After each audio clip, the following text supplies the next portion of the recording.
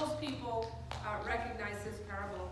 And it starts with that person walking from Jerusalem down to Jericho.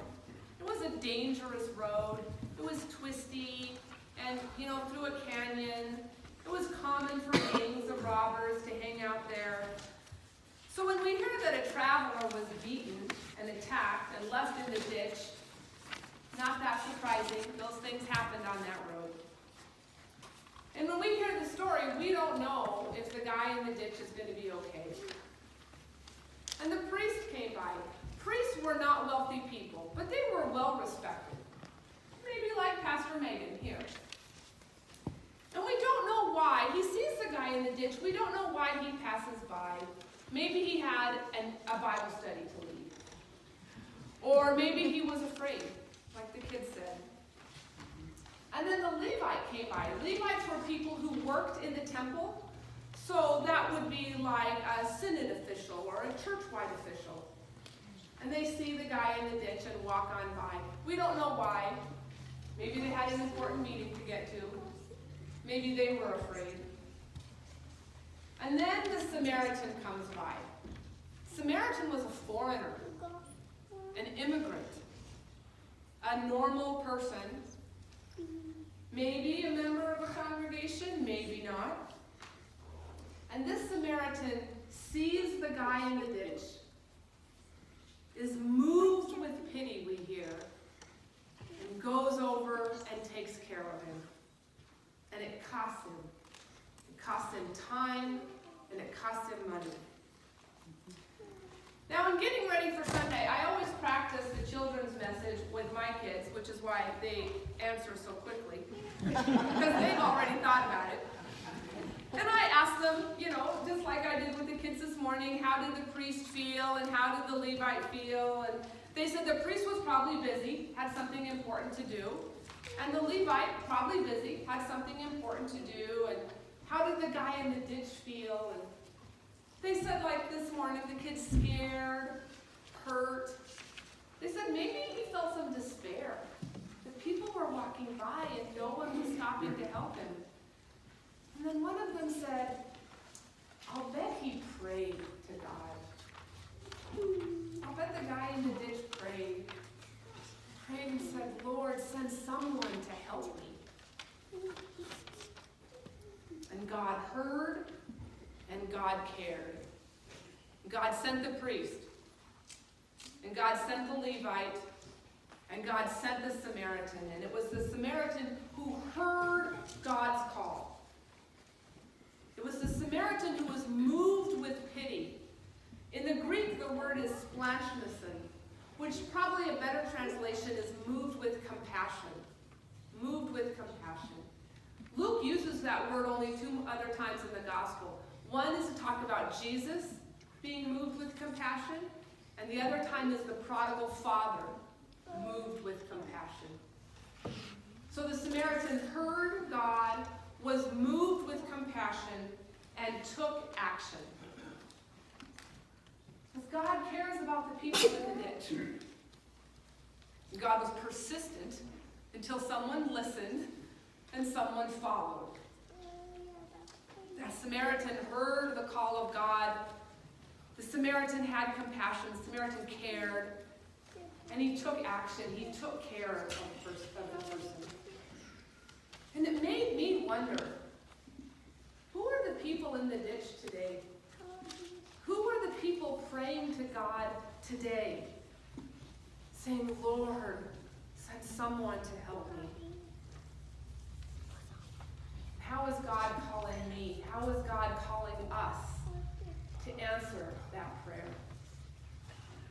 In Dietrich Bonhoeffer's time, the people in the ditch were the Jews. Bonhoeffer was a pastor, a German pastor, during the time of Nazi control of Germany. The Nazis had taken over Germany, and they were saying horrible things about the Jews.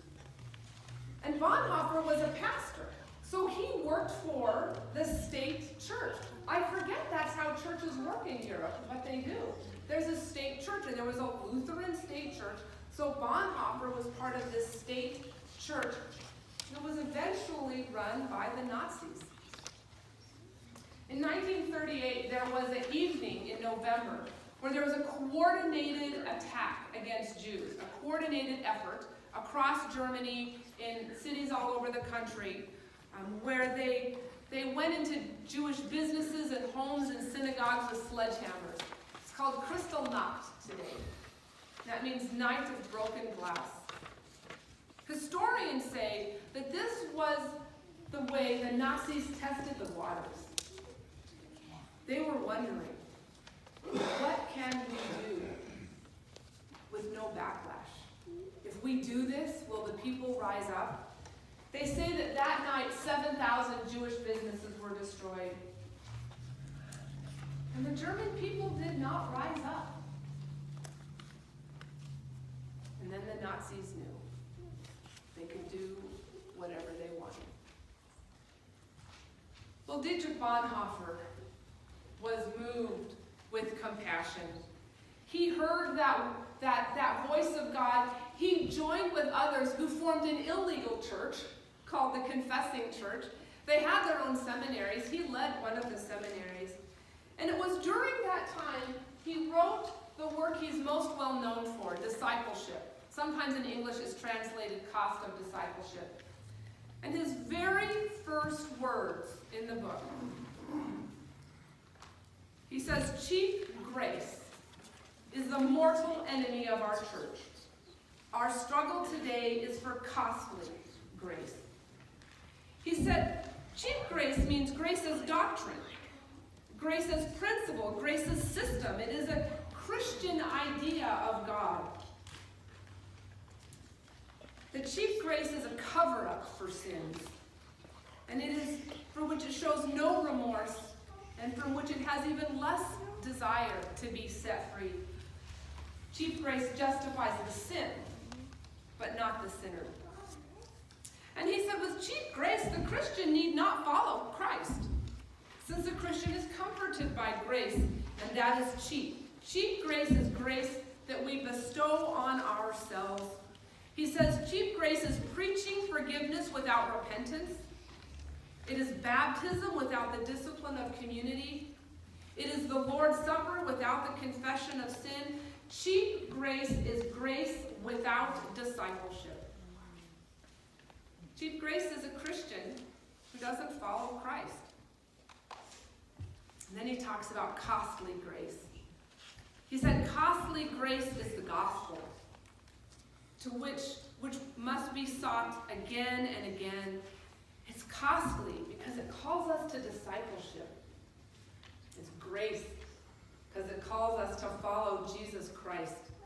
It's costly because it costs people their lives.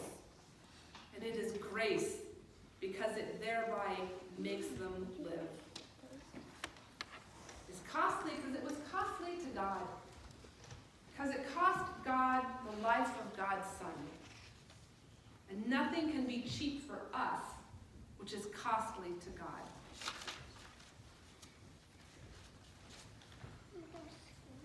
I read those words of Bonhoeffer, and it resonates with something deep inside me that knows the truth of those words about cheap grace and costly grace.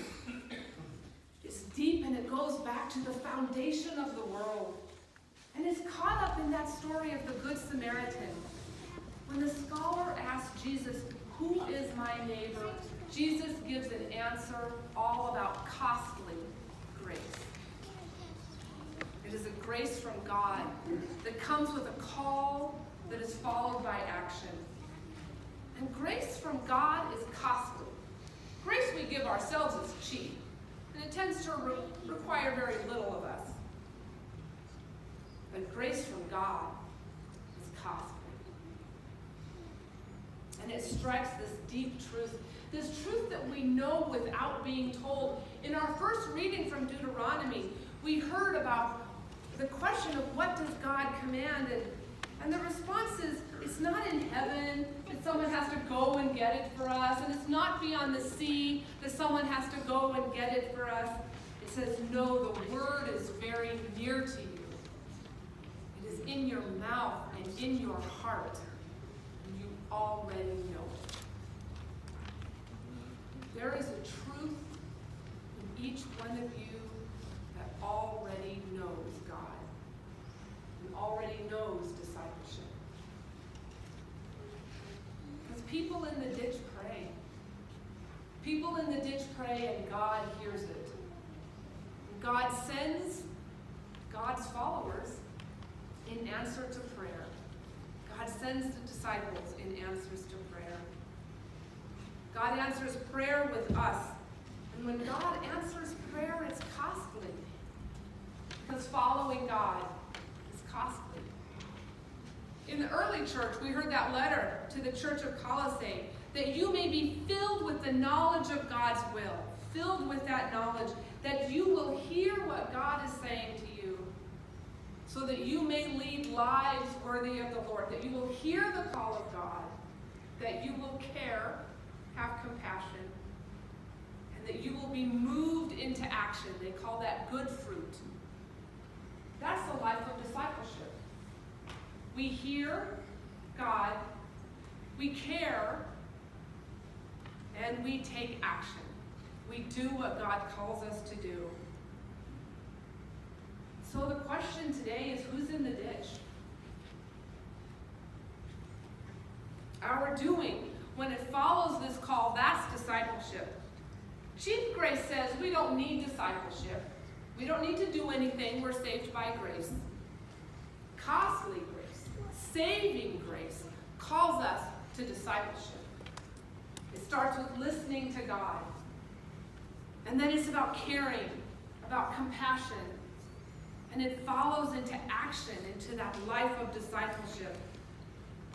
And so who is praying today? Who's in the ditch?